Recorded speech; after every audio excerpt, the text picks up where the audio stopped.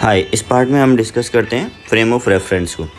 तो reference frame मतलब जो ऑब्जर्वर है वो देख रहा है वो किस फ्रेम के अंदर है। इन फ्रेम्स को हम दो कैटेगरीज में डिवाइड करते हैं। एक वो फ्रेम्स जो इनर्शियल फ्रेम बोलते हैं और दूसरे नॉन इनर्शियल फ्रेम।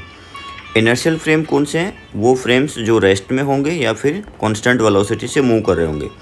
तो इसमें जैसे ये केस हमने कंसिडर किया कि एक ब्लॉक यहाँ पे है, कोई मास एम का, इसको चलिए कोई फोर्स एफ से हम पुल भी करें तो इसके पास अपना कुछ एक्सेलेरेशन हो सकता है।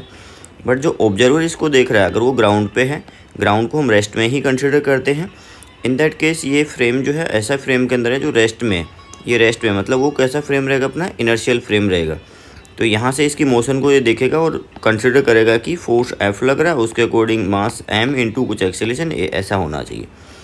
और ये एक ऐसा ऑब्जर्वर हमने कंसिडर किया वो कार्ट के ऊपर है और कार्ट कुछ कांस्टेंट वेलोसिटी से मूव कर रही है। ये ऑब्जर्वर भी अगर इस ब्लॉक को ऑब्जर्व करता है देन ये भी बोलेगा कि फोर्स एफ लग रहा है तो F equal to M into A, इसके अकॉर्डिंग इसका एक्सेलेरेशन कितना आ जाएगा? F divided by M.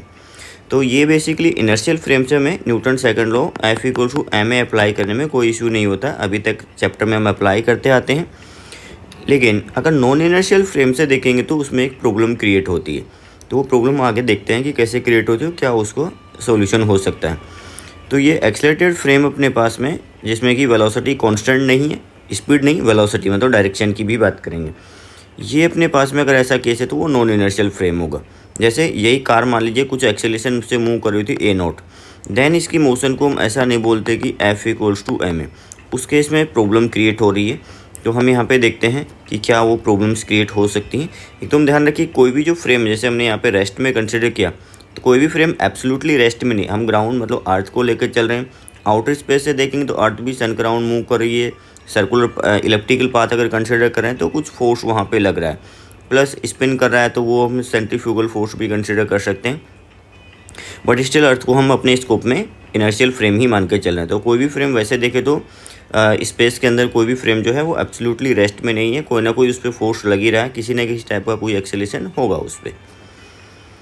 तो चलिए हम कुछ सिचुएशंस यहाँ पे देखते हैं। तो पहला सिचुएशन अपने पास में ये है कि एक हमने कंसिडर किया है कि एक लिफ्ट कंसिडर किया है, लिफ्ट का कुछ एक्सेलेरेशन ले लिया है ए, और दो ऑब्जर्वर्स जो हैं इस ब्लॉक की मोशन को देखते हैं और ये ब्लॉक जो है वेइंग मशीन के ऊपर रखा हुआ। अगर हम इससे बोलें कि वेइंग मशीन का रीडिंग क्या होगा, इससे बोलें कि वेइंग मशीन का रीडिंग क्या होगा, तो उसमें देखिए डिफरेंस कहाँ पे क्रिएट हो रहा है। तो अगर ऑब्जर्वर जो बी ग्राउंड पे है अगर वो देखे तो ऑब्जर्वर बी को ये जो ब्लॉक है वो ए एक्सेलेरेशन से ऊपर मूव करते हुए अपीयर होगा, बिकॉज लिफ्ट ए एक्सेलेरेशन से ऊपर जा रही है। इसलिए ये वाला जो ऑब्जर्वर है वो इसका इक्वेशन क्या बनाना चाहिए? Net force in upward direction equals to mass into acceleration in upward direction. तो यहाँ से देखो एम जी ये तो नीचे लगेगा, इसको तो चेंज कर नहीं सकते, और यहाँ पे आएगा एक रिएक्शन फोर्स लेट से आर बी। तो हमने बोला आर बी ऊपर एम जी नीचे और acceleration upward, so R B minus M G M A, और आर बी की वैल्यू कितनी हो जाएगी? M G plus M A, कुछ ऐसा होगा।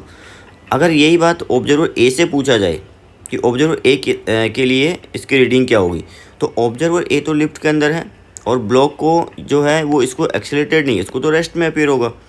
तो इसके लिए इक्वेशन क्या होनी चाहिए? इसके लिए बहुत सिंपल इक्वेशन होना चाहिए कि ऊपर की तरफ आर ए, नीचे की तरफ एम जी, और R A equal to M G, तो नेट बैलेंस हो गया, फोर्स इस पर कितना हो गया? 0 हो गया। अब यहाँ पे अगर इसके अकॉर्डिंग हम देखें कि वेइंग मशीन का रीडिंग तो कितना आना चाहिए? M G plus M A, और अगर इसके अकॉर्डिंग रीडिंग देखें तो कितना आएगा? एम जी।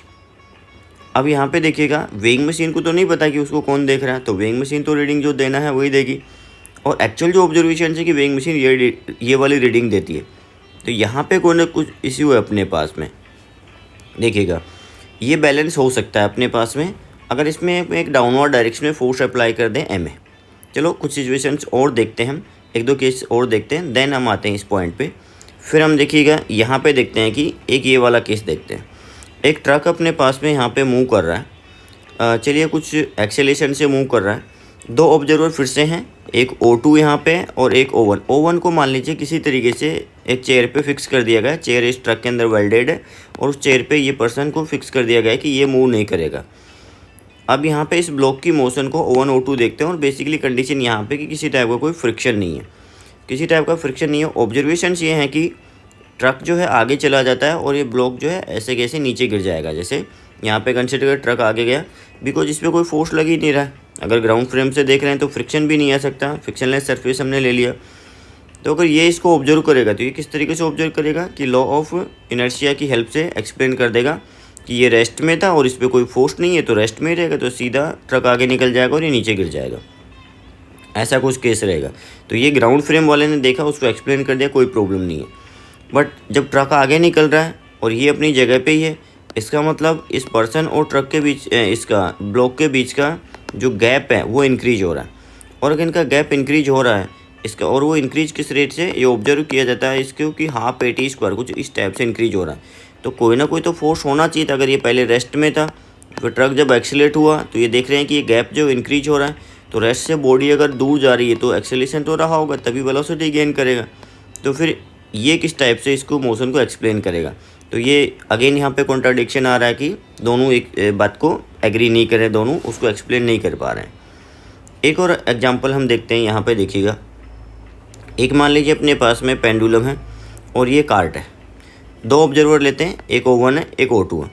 O1 O2 दोनों इस पेंडुलम की मोशन को ऑब्जर्व करते हैं जब इसको कुछ एक्सेलेरेशन A देते हैं।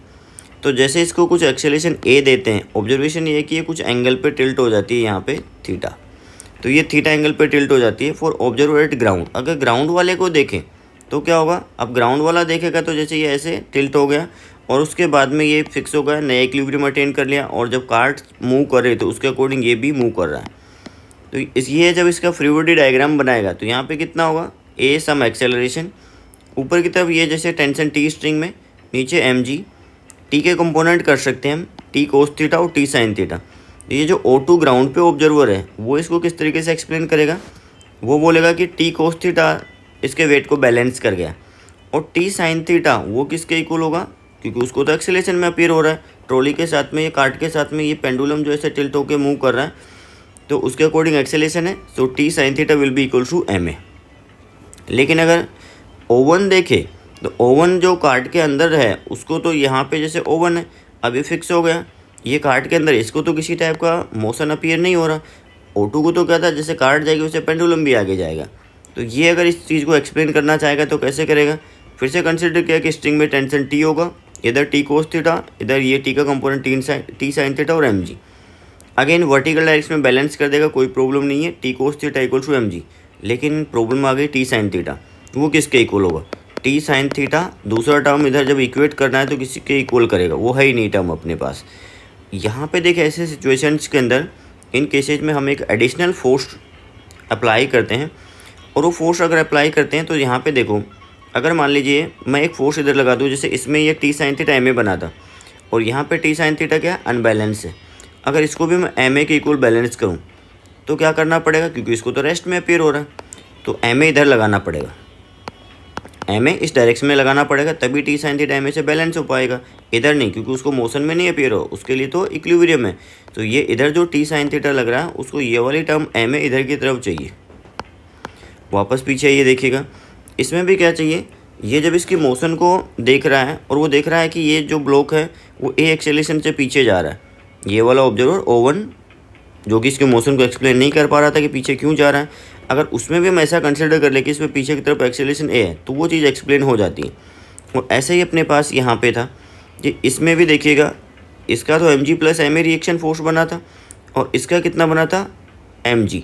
अगर इसमें भी मैं ma की टर्म ऐड करूँ तो ये ma मुझे यहाँ पे ऐड करना पड़ेगा। अब इसमें सभी में देखो, ये जो ma टर्म हमने ऐड किया है वो बेसिकली उसमें m तो क्या है, ब्लॉक का मास है, और a क्या है, जिस फ्रेम की बात कर रहे हैं उस फ्रेम का एक्सेलेरेशन है, और उस फ्रेम के एक्सेलेरेशन के ऑपोजिट डायरेक्शन में। मतलब ये ब्लॉक जब ऊपर जा रहा था, और इस ऑब्जर्वर के लिए बात करेंगे तो ये ओनली mg नीचे नहीं लगाएगा, mg प्लस ma लगाएगा। यहीं पर अगर लिफ्ट नीचे जा रही होती तो mg माइनस ma हो जाता, ऊपर लगता। सेम सिचुएशन यहाँ पे कि आपके पास में ये वाला ऑब्जर्वर जब ऑब्जर्व करेगा तो ये बेसिकली एक नॉन इनर्शियल फ्रेम के अंदर है, एक फिक्सियस फोर्स अप्लाई करता है m इंटू ए, और उसके अकॉर्डिंग इसका एक्सेलेरेशन कितना हो जाएगा, a हो जाएगा। अब ये इसकी मोशन को एक्सप्लेन कर पा रहा है because of this acceleration that distance is varying with time. और सिमिलर वे में ये वाला जैसे एक्सप्लेन कर पाएगा कि एक फोर्स हम अप्लाई कर दें, mass of that pendulum into acceleration of that system और opposite to acceleration of system. तो ये जो सिचुएशन अपने पास कॉन्ट्राडिक्शन आ रहा था वो सेटिस्फाई कर जाती हैं। तो बेसिकली हमें जब नॉन इनर्शियल फ्रेम से देख रहे हैं, इनर्शियल से नहीं, ग्राउंड से देख रहे हैं, कोई प्रॉब्लम नहीं है, या फिर कांस्टेंट वेलोसिटी से मूव करते हुए से देखेंगे तब भी हमें किसी टाइप की कोई एक्सेलेरेशन की रिक्वायरमेंट नहीं है। ये जब हम एक्सेलेटेड फ्रेम से देख रहे हैं तब प्रॉब्लम क्रिएट हो रहा है। तो इस केस में हमें उस कॉन्ट्राडिक्शन को दूर करने के लिए क्या करना पड़ता है, हमेशा एक फोर्स अप्लाई करेंगे एम ए, जहाँ पे एम होगा मास ऑफ ब्लॉक जिसको ऑब्जर्व कर रहे हैं, ए जिस फ्रेम के अंदर से ऑब्जर्व कर रहे हैं उसका एक्सेलेरेशन होगा, और इसकी डायरेक्शन फ्रेम के एक्सेलेरेशन के ऑपोजिट डायरेक्शन में होगी, एम ए की डायरेक्शन। ये जो फोर्स है कोई रियल फोर्स नहीं है। रियल फोर्स मतलब कोई ऐसा हम बात करें स्ट्रिंग फोर्स जैसा या फिर रिएक्शन फोर्स जैसा, वैसा फोर्स नहीं है। ये एक अपने पास में नॉन इनर्शियल फ्रेम के अंदर एक फिक्सियस टर्म, सूडो टर्म अप्लाई करनी पड़ रही है। तो इसमें डायमेंशन अपने पास में एम ए के इक्वल है। अगर देखें तो एम ए मतलब फोर्स, तो ये अपने पास में फोर्स के इक्वल डायमेंशन, तो एम ए जो टर्म हो फोर्स को रिप्रेजेंट कर रही है, और रियल फोर्स नहीं, इसको बोलते हैं फिक्सियस फोर्स या सूडो फोर्स। तो ये ध्यान रहेगा कि इस फोर्स की डायरेक्शन हमेशा जो फ्रेम है उसके एक्सेलेरेशन के ऑपोजिट डायरेक्शन में रहेगी। तो यहाँ पे देखिएगा फ्रॉम द अबाउट टू ये 3 ऑब्जर्वेशन जो हमने देखे, we can conclude that there must be a force acting on particle when observed from non inertial frame of reference.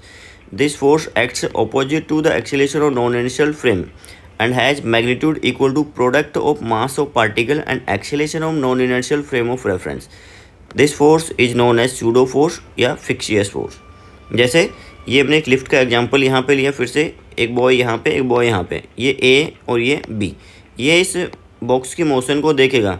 तो अब ये क्या करेगा, ऊपर रिएक्शन फोर्स लगाएगा एन या आर, और नीचे एम जी प्लस ये जिस फ्रेम के अंदर है उसका एक्सेलेरेशन अपवर्ड डायरेक्शन में ए है, तो एक सूडो फोर्स लगाएगा एम ए। तो अब यहाँ पे जो रिएक्शन फोर्स है वो कितना हो जाएगा, M G plus M A, जो पीछे हमने वेइंग मशीन का एग्जांपल देखा वही है बेसिकली। ये वाला किस तरीके से ऑब्जर्व करेगा, ये ऑब्जर्व करेगा कि रिएक्शन ऊपर आर या एन से रिप्रेजेंट करे, एम जी नीचे, but the block is going upward with acceleration A. Lift का जो एक्सेलरेशन है उसके साथ ब्लॉक भी ऊपर जाएगा, तो रिएक्शन क्या होगा, now the equation is N minus M G equals to M A. So N will be equals to M G plus M A. Same चीज़ सेटिस्फाई कर रहा है यहाँ पे। ये जो हमने पेंडुलम वाला एग्जांपल है उसमें भी ऐसा ही होगा कि हमें क्या करना पड़ेगा, यहाँ पे पीछे की तरफ एक एम ए टर्म अप्लाई कर देंगे, तो T sine theta M A के equal, T cos theta M G के इक्वल, और ग्राउंड फ्रेम से कोई प्रॉब्लम आता ही नहीं है। तो कुछ एग्जांपल्स मैंने यहाँ पे लिए हैं, देखिएगा। जैसे यहाँ पे बात करेंगे डायरेक्शन है जो positive direction of acceleration of observer, मतलब जिस फ्रेम के अंदर है। अब यहाँ पे चलिए एक ब्लॉक है और अपने पास में 3 ऑब्जर्वर हैं। ऑब्जर्वर 1 जो एक कार्ट के अंदर है which is moving rightward with acceleration A. Observer B वो फिर से कार्ट के अंदर है and which is moving vertically upward with some acceleration A. और ऑब्जर्वर सी चलिए ऐसी कार्ट के अंदर है जो कांस्टेंट वेलोसिटी से मूव करे। तो ये तो हो गया इनर्शियल फ्रेम, ये अपने पास नॉन इनर्शियल है, ये नॉन इनर्शियल है।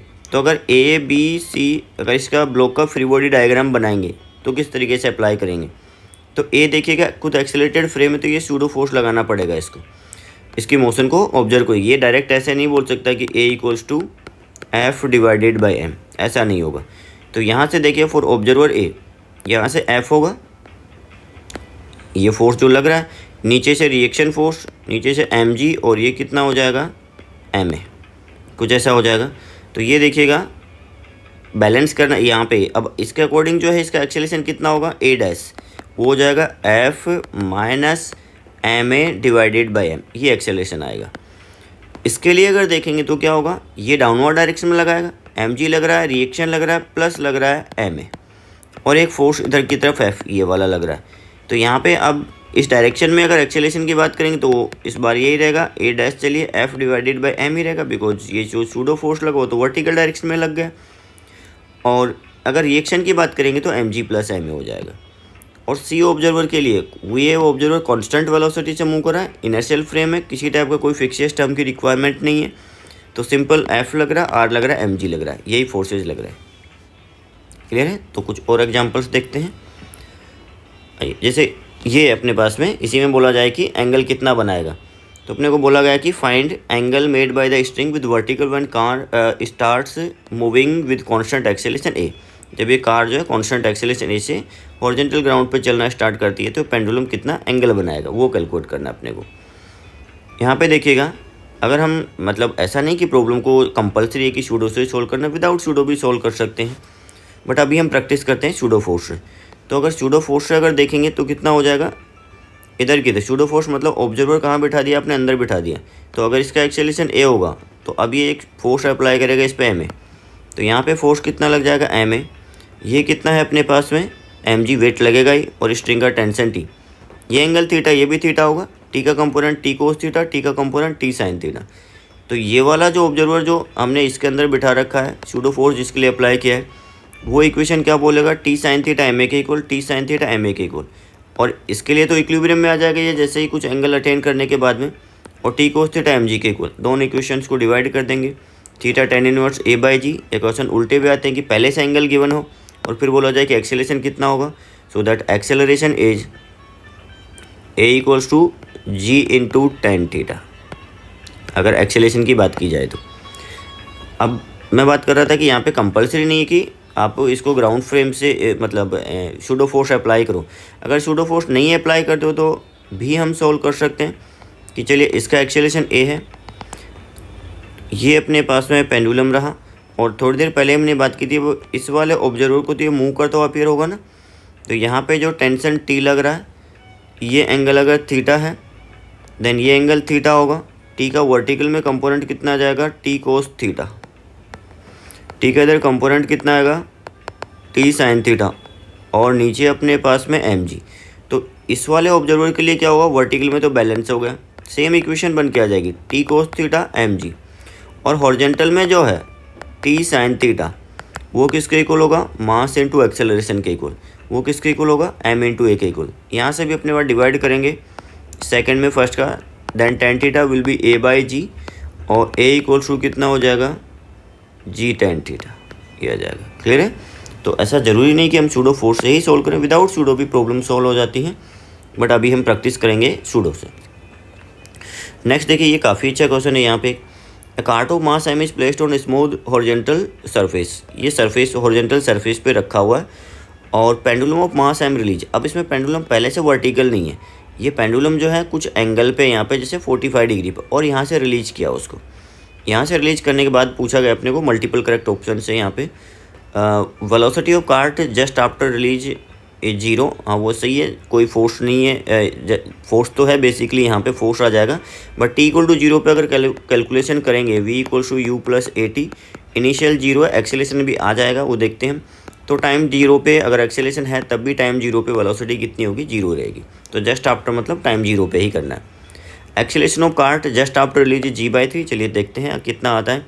फिर velocity of pendulum relative to cart just after release V relative zero, और ये भी रेस्ट में है, ये भी रेस्ट में है जस्ट आफ्टर, और फिर पेंडुलम का कार्ट के रेस्पेक्ट में को जी बाई थ्री। चलिए मेन अपने पास ये है, इसको देखते हैं।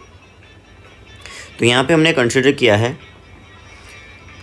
ये देखिए इस टाइप का केस था कि ये पेंडुलम को जब रिलीज करेंगे तो पेंडुलम पे लगेगा इधर की तरफ एम जी, ये लगा एम जी का कंपोनेंट इधर की तरफ अगर देखें अलोंग द स्ट्रिंग, वो देखिए ये स्ट्रिंग है तो स्ट्रिंग का लेंथ चेंज नहीं होगा, तो पार्टिकल जब मूव करेगा ये वाला बॉब, तो बेसिकली इस टाइप के किसी पाथ पर चलेगा, तो सर्कुलर टाइप के पाथ पर चलेगा, ये लेंथ फिक्स रहेगी।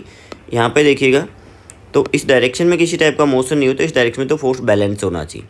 तो हमने ये किया कि इधर की तरफ कि कार्ट के पास में अगर एक्सेलेशन कुछ ए आ गया और यहाँ पे सूडो फोर्स अप्लाई किया, मतलब ऑब्जर्वर भी कार्ट के अंदर है, तो उसको एक सूडो फोर्स लगाना पड़ेगा एम ए, एक अपने पास एम जी और एक टेंशन टी। तो इनके कंपोनेंट्स करते हैं। तो अलोंग द स्ट्रिंग में बोल रहा हूँ कि किसी टाइप का कोई मोशन नहीं है, तो इधर की तरफ एम जी का कंपोनेंट कितना आएगा, एम जी कोस थीटा। इधर एक तो टेंशन अपने आप में, प्लस ये जो एम ए अप्लाई किया उसकी वजह से उसका कंपोनेंट जाएगा m a into cos 90 minus theta, ये थीटा है 90 माइनस थीटा, कितना हो गया एम ए साइन थीटा। यहाँ से अगर देख रहे हैं हम तो अपने पास में इक्वेशन जो बनेगी वो इसके लिए अगर देखें, अच्छा और कार्ट के लिए क्या बनेगा, ये 45 डिग्री एंगल था, तो इसके लिए बना कि टी साइन 45, और एंगल कितना है 45 है, तो वो कितना हो जाएगा 1/√2 का t sine theta M a. तो यहाँ से t/√2 एम ए के इक्वल, तो ये तो कार्ट का इक्वेशन आ गया ये वाला, t/√2 इक्वल टू एम ए। अब आ जाइए पेंडुलम पे, तो पेंडुलम पे इस डायरेक्शन में तो फोर्स बैलेंस करना है, तो t plus M a cos 90 minus theta मतलब एम ए साइन थीटा, वो किसके इक्वल होगा, एम जी कोस थीटा के इक्वल। ये टी की वैल्यू एम ए, तो ये कितना हो गया अपने पास, टी की वैल्यू एम ए नहीं √2 एम ए, तो ये कितना होगा √2 m a plus M a by √2 equals to M g by √2। इसको सोल्व कर लेते हैं। ये इधर जाएगा 2 हो जाएगा, 2 + 1 3। तो ये क्वांटिटी कितनी हो जाएगी इसकी हेल्प से अगर देखेंगे तो ये वैल्यू आपके पास में आ गई है। यहाँ पे कैलकुलेट हो पा रहा है, ये देखिएगा, इसको एक तरीके से √2 से मल्टीप्लाई कर दो तो ये कितना हो जाएगा 2ma देन ma mg। तो a की वैल्यू g/3 आ गई, a की वैल्यू g/3। तो ये ध्यान रखिएगा, अच्छा प्रॉब्लम है एक। चलिए इसको बाद में देखेंगे, हम कोई दूसरा प्रॉब्लम देखते हैं। यहाँ पे ये देखिएगा, ये इस टाइप का क्वेश्चन काफ़ी कॉमन है कि ये वेज है और वेज का मास चलिए m1 है, इसका मास m है। बोला जाता है कि वेज पे कितना एक्सेलेरेशन अप्लाई करें, कितना फोर्स अप्लाई करें जिससे कि ये जो ब्लॉक है वो वेज के रेस्पेक्ट में रेस्ट में रहे। मतलब ये बेसिकली अप डाउन किसी टाइप से मूव नहीं करना चाहिए। ये अगर एक्स आगे मूव करता है वेज, तो ये भी बेसिकली बस हॉरिजॉन्टल में एक्स मूव कर जाए इसके साथ में, तभी ये इसके साथ में रेस्ट में रह पाएगा। अदरवाइज ऐसा हुआ कि एक ऑब्जर्वर मान लीजिए यहाँ पे है, उसको ये नीचे जाता हुआ ऊपर जाता हुआ अपीयर हो रहा है, इसका मतलब वेज के रेस्पेक्ट में रेस्ट में नहीं है, तो हमें रेस्ट में रखना है इसको। तो देखिए यहाँ पे भी अगेन सूडो फोर्स की हेल्प से ही ट्राई कर रहे हैं। तो हमने अप्लाई किया यहाँ पे, ऑब्जर्वर एक तरीके से यहाँ बिठा दिया है। अब ये ऑब्जर्वर तो एक एक्सीलरेटेड फ्रेम में आ गया, तो इसको इसके ऊपर लगाना पड़ेगा एक सूडो फोर्स ma। और ये फोर्स लगते ही अपने पास कितने फोर्स हो गए, एक mg आ जाएगा, एक ma आ गया और एक यहाँ से रिएक्शन फोर्स आ जाएगा। ये 3 फोर्सेज रह गए। तो ये इनके कंपोनेंट्स किए हमने। mg इधर होगा, लेकिन हमें पता है कि mg का इधर कंपोनेंट कितना आता है अलोंग द इंक्लाइन प्लेन, अगर एंगल थीटा है तो mg साइन थीटा। इधर कितना आता है mg कोस थीटा, वो क्लियर है। ये थीटा होगा, ये 90 - थीटा, ये थीटा। तो mg का इधर component mg cos theta, mg का फिर इधर कंपोनेंट कितना mg साइन थीटा।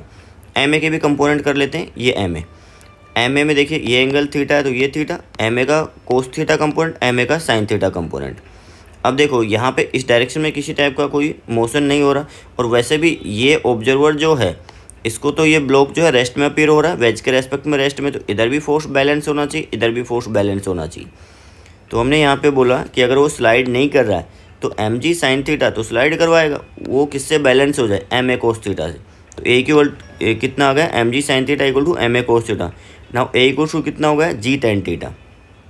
और यहाँ पे जो रिएक्शन फोर्स होगा, कभी कभी रिएक्शन फोर्स भी कैलकुलेट करने को बोलते हैं, तो ये रिएक्शन फोर्स किसके इक्वल होगा, ma sine theta plus mg cos theta, ma sine theta plus mg cos theta. और a को कितना पुट कर सकते हैं चाहे तो g cos theta, G tan theta, sorry G tan theta. तो हमने क्या किया यहाँ पे पुट किया mg cos theta ma sine theta, तो ma a की वैल्यू जी tan theta into sine theta, कितना आ जाएगा mg कोस थीटा, ये sine theta by cos theta, sine square theta upon cos theta.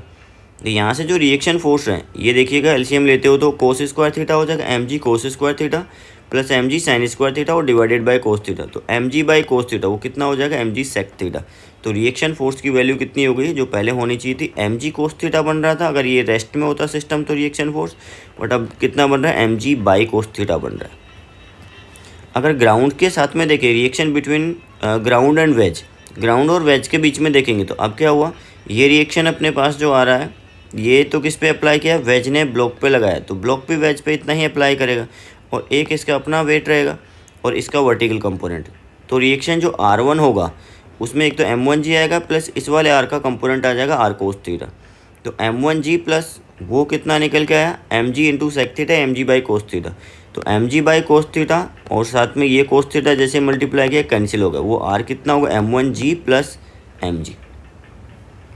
अब अपने पास इसी को थोड़ा एक्सटेंड करते हैं, और क्वेश्चन ये है कि ये मास m है, ये चलिए कैपिटल M और यहाँ पे m0, और बोला जाता है कि ये m0 जैसे ये सिस्टम था उसको रिलीज कर दिया, और फिर से क्या होना चाहिए कि ब्लॉक m जो है वेज के रेस्पेक्ट में रेस्ट में रहना चाहिए। वहाँ पे एक्सेलेरेशन दिया था, यहाँ पे कुछ मास दे दिया कि ये कंडीशन देख रहे हैं। देखिएगा इसमें क्या रहेगा, अब ये जब ब्लॉक m1/g ये नीचे जब इसको पुल करेगा ऊपर कुछ टेंशन t होगा, तो इसका इक्वेशन क्या नोट करेंगे, m0 into G minus T equals to m0 into A, ये कुछ ऐसा आ गया। अब ये एक्सेलेरेशन से एक तरीके से आगे मूव कर रहा है, तो वही कंडीशन बन गई सूडो फोर्स वाली। तो देखो for block of mass m, अगर इसके लिए देखें तो हमने बोला कि एक्सेलेरेशन कितना होना चाहिए, a होना चाहिए था, तो यहाँ पे टेंशन t है जो हमने अभी डिसाइड किया। a की वैल्यू कितनी होनी चाहिए, अभी पिछले प्रॉब्लम में देखा a इक्वल टू अपने पास कितना निकल के आया था यहाँ से जी टेन थीटा। दैट मीन्स ये जो जैसे इस ब्लॉक को रिलीज करें उसके बाद में इतना एक्सेलेरेशन आ जाना चाहिए a equal to g tan theta. अगर ये आ गया तो ये बेसिकली रेस्ट में रह जाएगा वेज के रेस्पेक्ट में। तो हमने यही बोला for block of mass m is at rest with respect to wedge, तो ए की वैल्यू जी टेन थीटा होनी चाहिए। तो यहाँ पे आ जाइए, ये टी की वैल्यू वैसे कितनी होगी इस एक्सिल इसके रेस्पेक्ट में रेस्ट में, मतलब दोनों साथ में चल रहे हैं। अब ये तो रियल फोर्स है, तो यहाँ पे हमने बोला वो सूडो फोर्स का concept a equal to g tan theta में लग गया। अब हम आ गए हैं ग्राउंड फ्रेम में बेसिकली। तो यहाँ पे ये मूव करता प्योर हो रहा है, एक ही फोर्स है हॉरिजॉन्टल में टेंशन टी, और वो ये दोनों साथ में चल रहे हैं, मतलब एक कंबाइंड बॉडी की तरह बिहेव करेंगे। तो टी की वैल्यू कितनी हो जाएगी, दिस एम इंटू एक्सेलेरेशन, तो एम प्लस एम इंटू ए, इतना आ गया। और जो वर्टिकल में ब्लॉक था एम नोट वाला, उसके लिए क्या होगा, नीचे लग रहा है एम नोट जी, ऊपर लग रहा है टेंशन टी, और साथ में वो ये जब इधर चल रहा है तो एक्सेलेरेशन ए से नीचे आएगा। तो इक्वेशन क्या होगी, m naught g minus T equals to m naught है। यहाँ से जो वैल्यू आएगी m naught g equals to, इनको दोनों को ऐड कर दे तो टी एलिमिनेट हो जाएगा। तो ये कितना होगा, m naught g equals to m plus m naught plus m, और एक्सेलेरेशन की वैल्यू जी टेन थीटा। इसको सॉल्व करते हैं तो एम नोट की वैल्यू आएगी m plus m divided by cot theta minus one, कुछ इस टाइप का प्रॉब्लम होगा। एक और देखते हैं, यहाँ पे देखिए हम, इसमें अपने को गिवन है, इस बार चेंज किया कि find value of A so that block falls freely गिर जाना चाहिए। बिकॉज इस बार जो सूडो फोर्स लगेगा, अगर इसके फ्रेम से हम देखेंगे तो सूडो फोर्स लगेगा इधर और उसका कंपोनेंट आएगा इधर, वो नॉर्मल को डिक्रीज करेगा। और फ्री फॉल का मतलब है कि रिएक्शन फोर्स जो है वो जीरो हो चुका है, इसके कॉन्टैक्ट में नहीं है। तो यहाँ पे बहुत सिंपल कंडीशन अपने पास में। अब उसमें तो क्या करना था हमें, उसमें तो एम जी साइन थीटा जो स्लाइड करवा था उसको बैलेंस करवाना था, जो एम ए का कंपोनेंट आया था। और इसमें क्या करना है, रिएक्शन को जीरो करना है। तो हमने इसका फ्री बॉडी डायग्राम बनाया कि इधर की तरफ एक्सेलेरेशन ए है तो सूडो फोर्स लगा दिया ये ऑब्जर्वर के लिए जो कि एक्सेलरेटेड फ्रेम में है, तो एम ए। फिर इसके लिए क्या कंडीशन रहेगी, हम बनाएंगे यहाँ पे, अगर ये अपने पास में एंगल थीटा है, ये थीटा है, तो ये भी कितना होगा, थीटा होगा। तो इस एम ए के कंपोनेंट कर दिए एम ए कोस थीटा, और इधर कितना हो जाएगा m a sine theta, plus अपने अकॉर्डिंग एक रिएक्शन फोर्स भी लग रहा होगा और लग रहा होगा एम जी कोस थीटा। तो अगर ये मान लीजिए लीव कर देता है इसको, तो फ्री फॉल हो जाएगा, ग्रेविटी के अंडर में गिर जाएगा। फिर वो इन दैट केस अगर रिएक्शन फोर्स जीरो हो गया, इसका मतलब इन दोनों का कॉन्टैक्ट ब्रेक हो चुका है, तो ये बेसिकली ग्रेविटी के अंडर में गिर रहा होगा फिर। तो इसके लिए अगर रिएक्शन जीरो हो जाए तो एम ए साइन थीटा किसके इक्वल होना चाहिए, एम जी कोस थीटा के इक्वल। यहाँ से ए की वैल्यू कितनी हो जाएगी, जी कोट थीटा। तो अगर अपने को उसको साथ में रखना है, जैसे ये ब्लॉक को साथ में रखना है वेज के, तो इधर की तरफ एक्सेलेरेट करना पड़ेगा और एक्सेलेरेशन चाहिए जी टेन थीटा। अगर उसको फ्री फॉल करवाना है तो अपोजिट डायरेक्शन में, और आंसर कितना है, जी कोट थीटा। तो चलिए इस पार्ट में इतना ही रखते हैं, नेक्स्ट पार्ट में कुछ और क्वेश्चंस के साथ में आते हैं।